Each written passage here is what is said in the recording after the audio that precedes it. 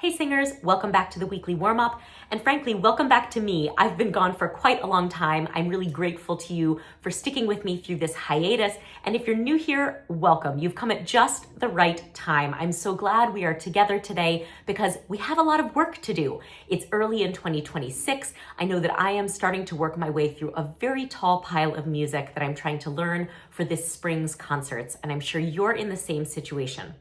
So today I want to talk about musicianship and about expanding your toolbox for music learning. Now, many of you have tools that you've depended on for years. Maybe you are counting and you are reading intervals. That's great. And that's a wonderful foundation, but I bet that you've found situations in which those tools are not helping you to be successful when it comes to actually getting into that rehearsal and singing the right notes and rhythms. So let's work on this today. I'm going to show you some alternative ideas. And what this might mean is that you hear me say to do something in one situation and to not do that thing in another situation. There's not going to be one tool that works all the time. And so today I'm going to offer you some alternatives and also show you what kind of musical situations might be appropriate for each one.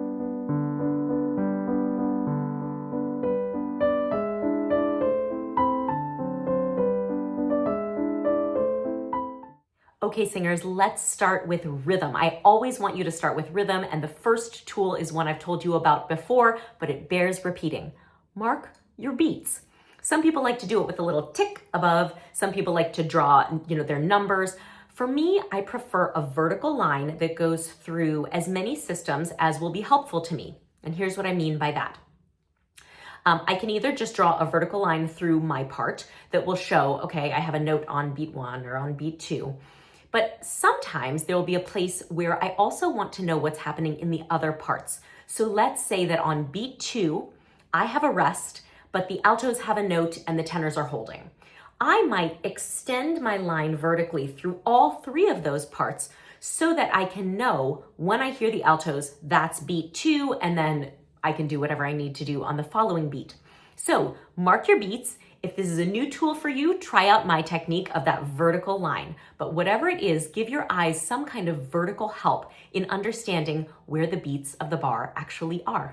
Just a little note to add on to that tip.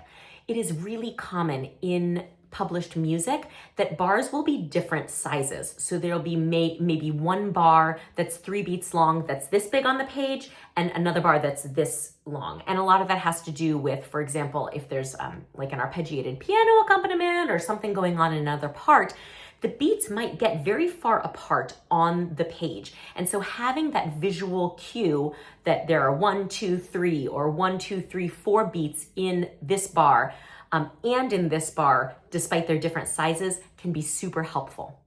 So tip number 2 is going to contradict tip number 1. And as I said in the introduction, it's all about picking the right tool for the situation. So tip number 2 is to mark only the important beats, not every beat. If we get into a pattern where we're marking every single beat all the time, you might end up with just a sea of pencil, and that becomes really meaningless to your brain. If every beat looks just the same, yes, you have those visual markers of where they are, but your brain ceases to sort of register them. Your brain is always looking for what's different and what stands out. So for example, this tip to mark only the important beats would be helpful if maybe you hold a note for a long time over the course of a couple bars, and then you cut off on beat 3. What I would recommend that you do is not mark every single beat of the bars that you're holding, but rather just beat 3 of the bar where you cut off so you know this is when it happens. Something that I've mentioned before is to think of rhythm not as like a timer that you're counting through, but more of like an alarm clock that tells you when things happen. It's like a schedule. So you want to have some kind of mark on your music that tells you when beat 3 happens, here's what I do. And if having less pencil on the page helps you to do that more successfully, then that's the tip to use for that situation. Tip number 3 is to not count at all and just watch the conductor. So this would apply in a situation where you're holding a long note and you know that the conductor is going to give you a cutoff. I see so many singers who try to be very, very good doobies about counting 1, 2, 3, 4, 1, 2, 3, 4, 1, 2, 3, 4. But if you're just looking at your music and trying to count your way through, it's very likely that you'll have your eyes down and miss the cutoff anyway, especially because a lot of times on these long sustained notes, there will be variables that are out of your control. Things might speed up, things might slow down. Maybe there's a soloist or an instrument that's playing something that might need some flexibility. I'm currently working on a piece where I often have to sustain a note through multiple bars, and the meters change on those bars. Now, it's really not necessary for me to be counting a 5/8 bar, a 5/4 bar, a 7/8 bar, and a 4/4 bar, as long as I know that I'm just holding the note and all I need to do is watch. So in those situations, what I would mark in my music is just a pair of eyeglasses. And that way you'll know, get your eyes up, just watch, and it saves you all the trouble and all of the brain squeezing of trying to count all those beats. The fourth tip would be to mark your syllable groupings instead of beats. So once again, this goes against rule number 1, but this is really appropriate to more chant style of music. So if you're doing something that's Gregorian chant, maybe a piece by Hildegard von Bingen, or something like I recently did the Rachmaninoff Vespers, or now I'm working on a piece in Finnish that's based in chant. Anything that is chant-based is not going to fit metrically all the time into a neat 4/4 or some meter, because there are going to be word stresses that are not an exact number of beats long. So what can be really helpful here is to divide the syllables up, not on beat 1, 2, 3, 4, but in groups of 2 and 3 syllables. For my brain, I really can't organize in my mind more than 3 syllables at a time. So if a word is longer than 3 syllables long, then I'm probably going to divide it up into smaller groups. In my markings, and I'll probably show you a little screenshot of something up here where I've done it, I use a little square bracket for a group of 2, and then a round one, like a parenthesis on its side, for a group of 3 syllables. And that way I know that I'm counting or feeling my way through da da da da da, or da da da da da. You can also just mark this as an emphasis on the first of each group. But any way that you can, once again, organize those groups of notes for your eyes is very, very, very helpful, because chant-like music can be extremely confusing to look at. It often just looks like long strings of eighth notes, and it's easy to sort of miss one or put the emphasis on the wrong syllable with the text. So organizing your text into those syllabic groupings can be super helpful. The final tip that I have for you for rhythm is pretty specific, so this might not apply in all situations, but it has come up before, so I'll mention it. There are situations in which you have a lot of meter changes, and yet your pattern remains constant. So I mentioned before that I'm working on a pretty challenging piece of music right now. There is at least one section where there will be a ton of meter changes, 5/8, 7/8, 2/4, 3/8. And yet, throughout that section, I will be singing a constant pattern. For example, 8th rest, 3/8 notes, 8th rest, 3/8 notes. It is less helpful to me to calculate what's happening on beat 2, on beat 3. And it is more helpful to just sort of stay in my lane, mind my own business, and keep the 8th pulse going so I can know rest, note, note, note, rest, note, note, note, rest, note, note, note, even as the 1, 2, 3, 4, 5, 1, 2, 1, 2, 1, 2, 1, 2, 1, 2, 3 is happening. I don't need to pay attention to that. The conductor can do all that math for himself. And my job in that point is just to keep pulsing that 8th steadily and repeating my pattern. So if you have a passage like that, don't waste your time marking in your beats. Just keep a steady pattern and stay in your own lane. Okay, let's get into the pitch tools.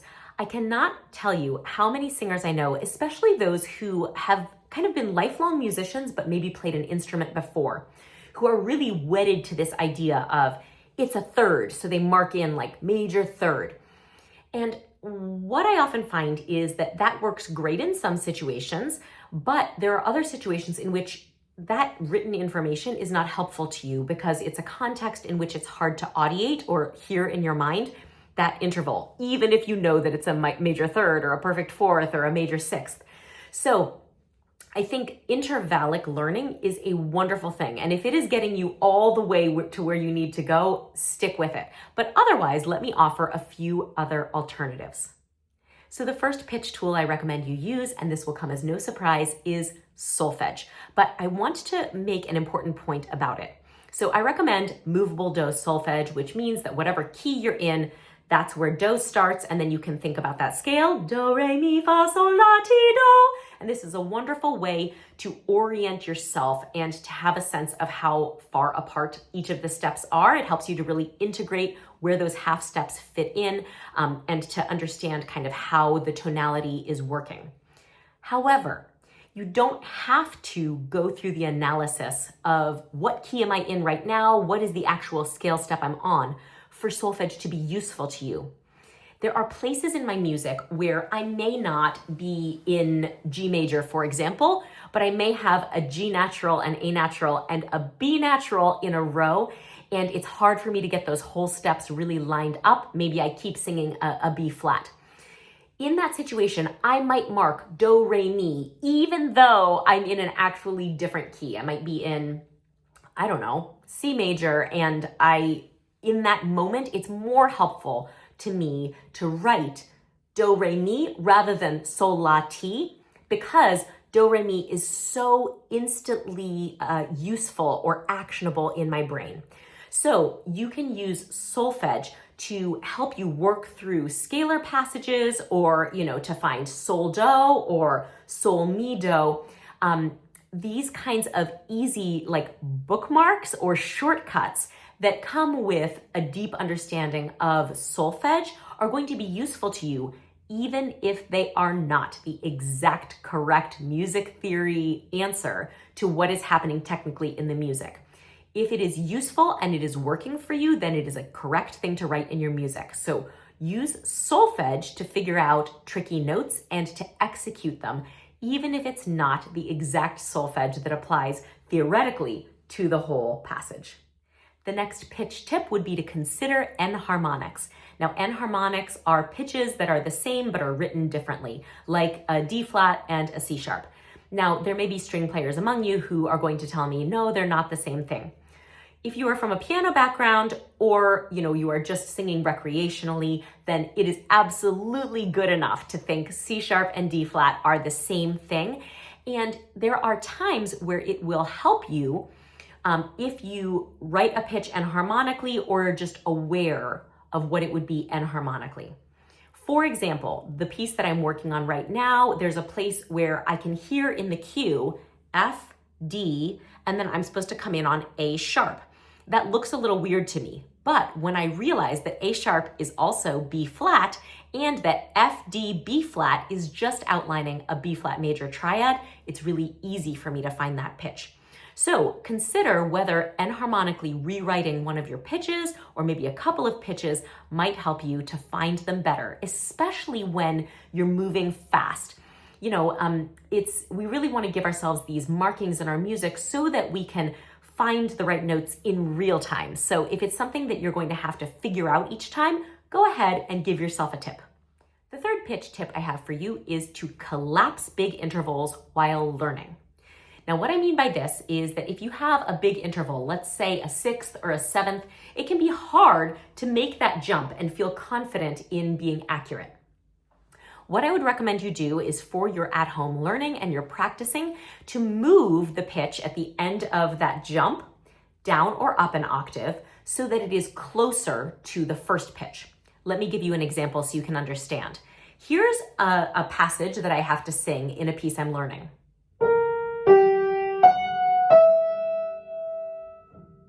Now, I am not someone who can easily just sing a major seventh in tune and feel confident about it, but I learned it like this.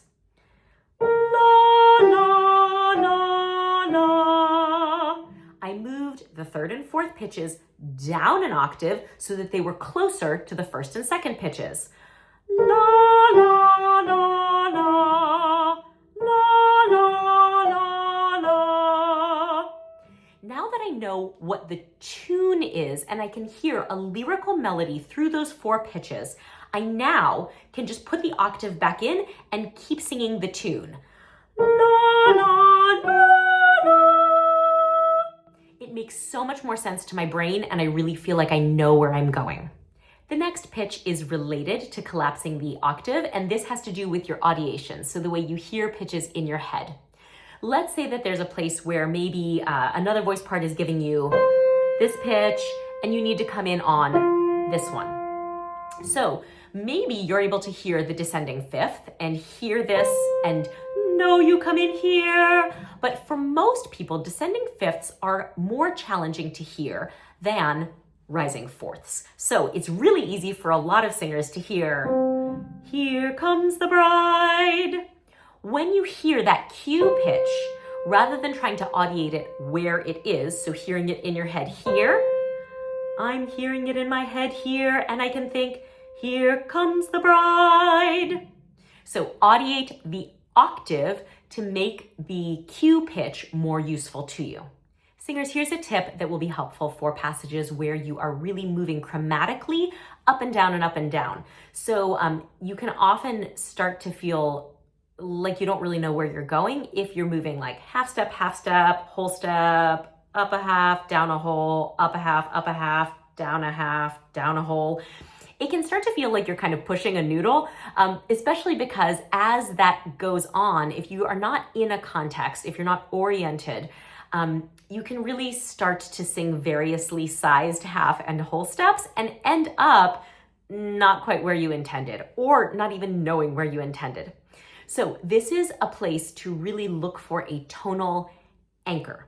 Now, it might be like you're figuring out the key that you're in and sort of what you're moving around. That can be very helpful, but sometimes you can even just find a single pitch around which the line is moving.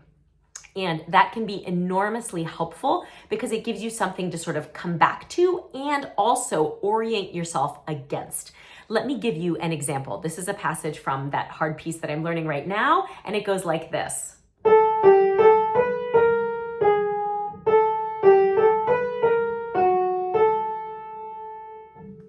So I don't want to fall into the trap of thinking, whole, whole, whole, half, whole, half, whole, whole, whole, half, major third, minor third. I didn't quite end up where I began, and that is because I was really just trying to calculate each interval as I went. Now, if I just identify that A natural is the pitch around which I'm rotating, like a little rotisserie, and sometimes I'm above and below, and I can really hear in my head that A staying stable the whole time, I know that I'm on it, below, on it, above, slightly below, but I can still hear that this is the basic pitch in my head. It gives me an anchor and someplace to return to. That is enormously helpful in passages like this, so I hope you'll get to use it.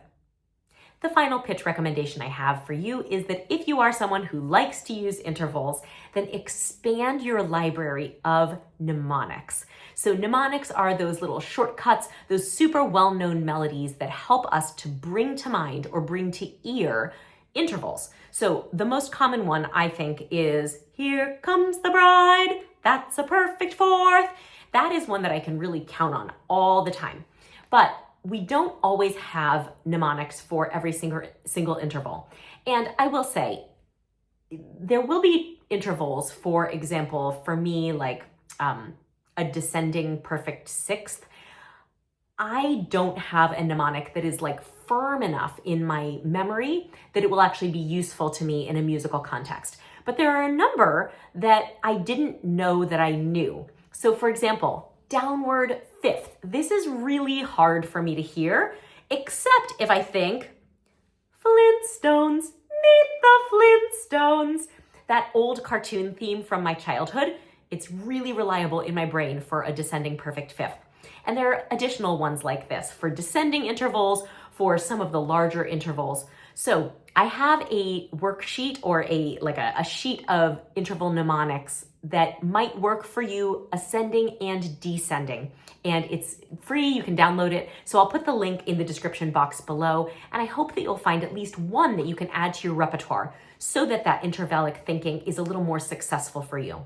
So that's it for today. I have given you a whole library of tips. I hope that you can put some of them to work and that they will give you an alternative to some tools that might be not working in every situation. If you have questions about them or if you have suggestions for your fellow singers, I do hope you'll put them in the comments below. It's so great to be back with you, and I'm really looking forward to a spring of great progress, good music. I hope that you've had a good holiday and that you're already enjoying this new year. I'm really wishing you the best.